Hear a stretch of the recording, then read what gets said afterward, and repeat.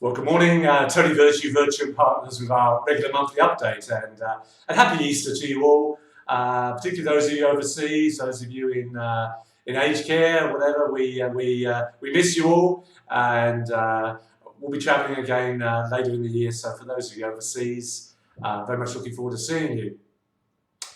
Well, the news is after 10 months of rising interest rates, they stopped. And we've gone from 10 basis points up to 3.6. So if I could use the metaphor of being down the gym, people who really were just idling around are now lifting pretty heavy weights.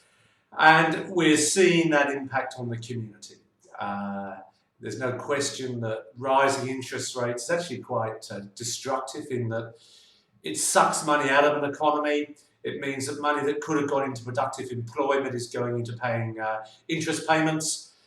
People won't go out so much, they'll be covering their mortgages. So not unsurprising, and really I see this in the context of COVID and the recovery and this sort of seesaw that we keep talking about.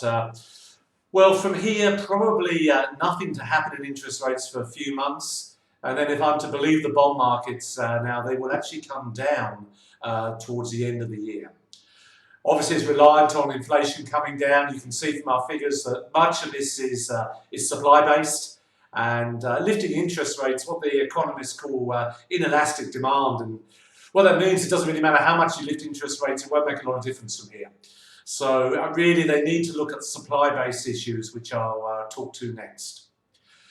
One of the positives coming out of this is we're looking at some very substantial net migration over the next 2 years. 900,000 people.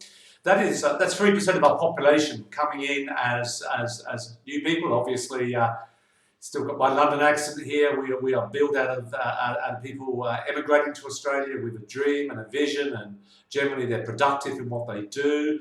That's a good thing. That will stimulate the economy, and that should reduce some of the supply-based problems that we have at the moment. In the meantime, we can see things like rent has gone up very substantially. We're seeing in the business here rents going up 20, 25%, which is clearly not sustainable. That again sucks money out of the economy. People are having to pay more in rent. They can't go out as much. Now, why is that the case? Well, to a large extent, builders are having to focus on completing their existing jobs. We have had a few builders collapse. When they collapse, it's primarily a cash flow issue, not an asset issue. They just haven't got the money to pay their subcontractors there. So the first thing you do is complete your existing jobs. That means you don't take on new work. That means we have a supply-based problem at the moment where there's just not enough buildings being built. That is pushing up the price of rents there. This should right itself over the next couple of years. A combination of interest rates dropping, a combination of people coming into the country, all of this should get back to a level of normality there. The caveat being we are in a global economy, so issues such as the resolution of Ukraine, Russia, issues such as the US lifting interest rates, we just can't be an island in what we're doing there. But to be clear, Australia's in a far better position than other countries there. Just coming through the interim dividend season, and the dividends have been strong. You're seeing those come through. CBA paid out a couple of $1 billion last week in dividends. So there are good things going on here. We mustn't get too pessimistic. The resource sector doing well. China opening up. There's more coal going up there.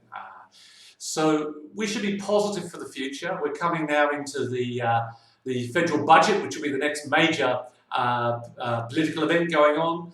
There is some talk of them tinkering with superannuation, and I generally encourage clients, if they can, to make their contributions prior to the budget, just in case they make something prospective on that date.